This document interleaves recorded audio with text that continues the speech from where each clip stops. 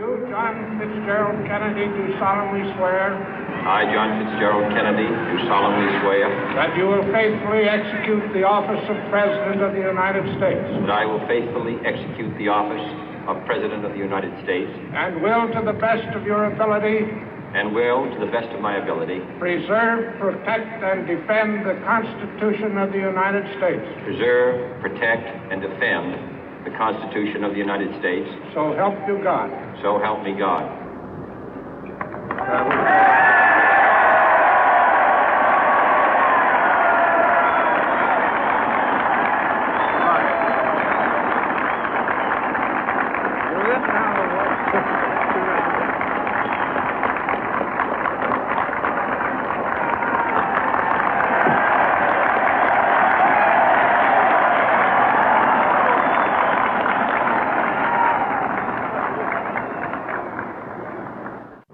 Vice President Johnson, Mr. Speaker, Mr. Chief Justice, President Eisenhower, Vice President Nixon, President Truman, Reverend clergy, fellow citizens. We observe today not a victory of party, but a celebration of freedom, symbolizing an end as well as a beginning, signifying renewal as well as change. For I have sworn before you and Almighty God the same solemn oath our forebears prescribed nearly a century and 3/4 ago. The world is very different now, for man holds in his mortal hands the power to abolish all forms of human poverty and all forms of human life. And yet the same revolutionary beliefs for which our forebears fought are still at issue around the globe. The belief that the rights of man come not from the generosity of the state, but from the hand of God. We dare not forget today that we are the heirs of that first revolution.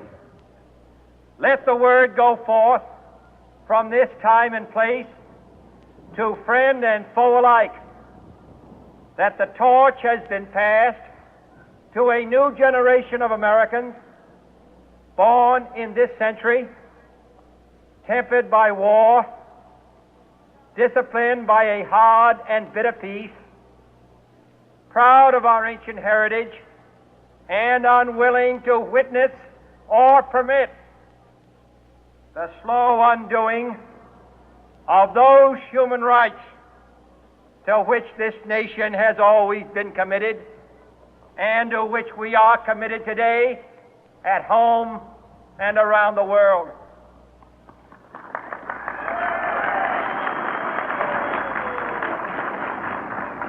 Let every nation know, whether it wishes us well or ill, that we shall pay any price, bear any burden, meet any hardship, support any friend, oppose any foe to assure the survival and the success of liberty.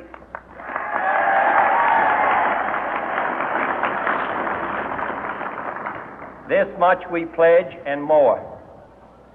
To those old allies whose cultural and spiritual origins we share, we pledge the loyalty of faithful friends. United, there is little we cannot do in a host of cooperative ventures. Divided, there is little we can do, for we dare not meet a powerful challenge at odds and split asunder. To those new states whom we welcome to the ranks of the free, we pledge our word that one form of colonial control shall not have passed away merely to be replaced by a far more iron tyranny. We shall not always expect to find them supporting our view, but we shall always hope to find them strongly supporting their own freedom, and to remember that in the past, those who foolishly sought power by riding the back of the tiger ended up inside.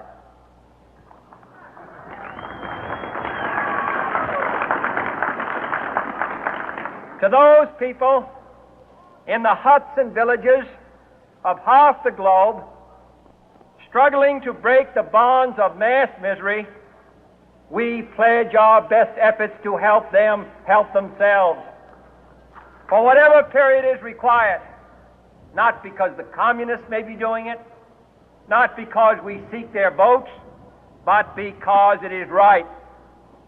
If a free society cannot help the many who are poor, it cannot save the few who are rich.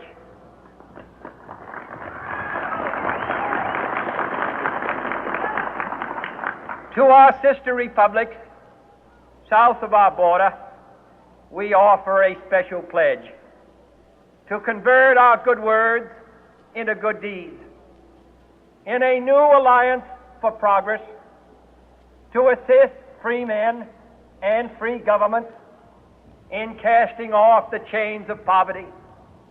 But this peaceful revolution of hope cannot become the prey of hostile powers. Let all our neighbors know that we shall join with them to oppose aggression or subversion anywhere in the Americas. And let every other power know that this hemisphere intends to remain the master of its own house.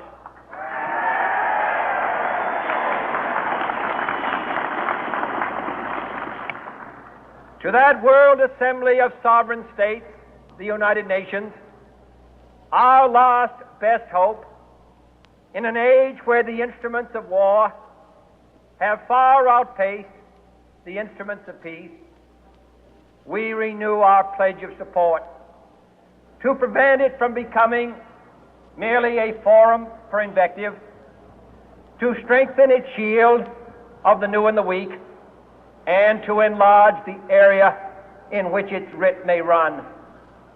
Finally, to those nations who would make themselves our adversary, we offer not a pledge, but a request that both sides begin anew the quest for peace. Before the dark powers of destruction, unleashed by science, engulf all humanity in planned or accidental self-destruction, we dare not tempt them with weakness, for only when our arms are sufficient beyond doubt can we be certain beyond doubt that they will never be employed. But neither can two great and powerful groups of nations take comfort from our present course, both sides overburdened by the cost of modern weapons, both rightly alarmed by the steady spread of the deadly atom, yet both racing to alter that uncertain balance of terror that stays the hand of mankind's final war. So let us begin anew, remembering on both sides that civility is not a sign of weakness, and sincerity is always subject to proof. Let us never negotiate out of fear, but let us never fear to negotiate.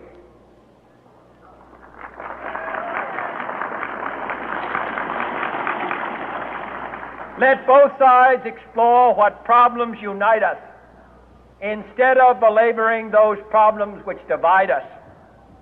Let both sides, for the first time, formulate serious and precise proposals for the inspection and control of arms, and bring the absolute power to destroy other nations under the absolute control of all nations.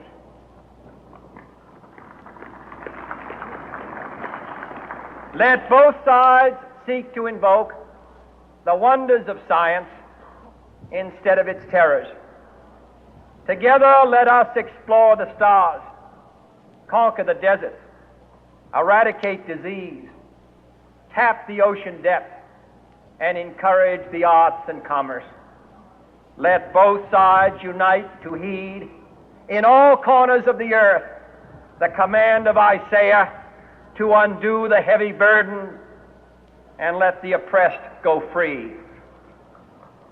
And if a beachhead of cooperation may push back the jungle of suspicion, let both sides join in creating a new endeavor, not a new balance of power, but a new world of law, where the strong are just and the weak secure and the peace preserved. All this will not be finished in the first 100 days, nor will it be finished in the first 1,000 days, nor in the life of this administration, nor even perhaps in our lifetime on this planet. But let us begin.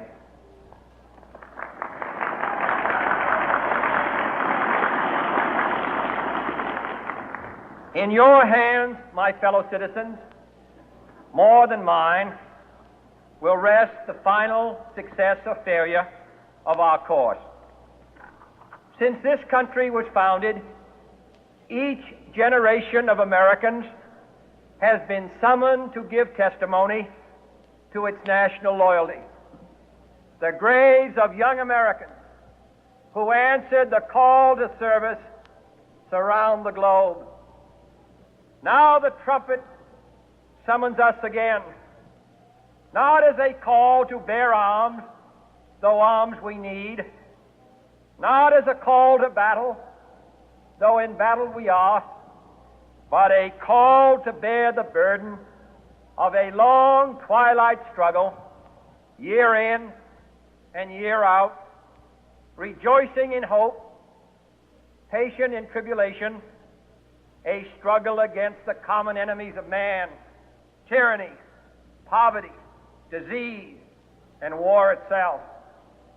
Can we forge against these enemies a grand and global alliance,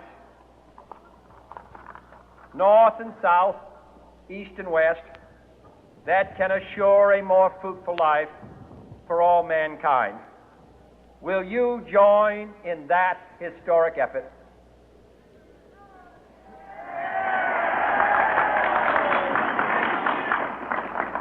In the long history of the world, only a few generations have been granted the role of defending freedom in its hour of maximum danger.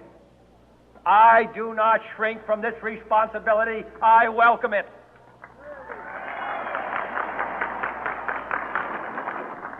I do not believe that any of us would exchange places with any other people or any other generation. The energy, the faith, the devotion which we bring to this endeavor will light our country and all who serve it. And the glow from that fire can truly light the world. And so, my fellow Americans, ask not what your country can do for you. Ask what you can do for your country.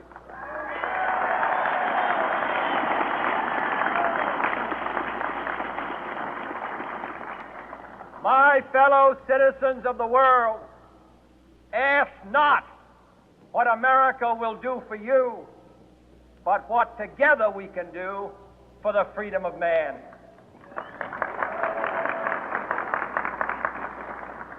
Finally, whether you are citizens of America or citizens of the world, ask of us here the same high standards of strength and sacrifice which we ask of you. With a good conscience, our only sure reward, with history the final judge of our deeds, let us go forth to lead the land we love, asking His blessing and His help, but knowing that here on earth God's work must truly be our own.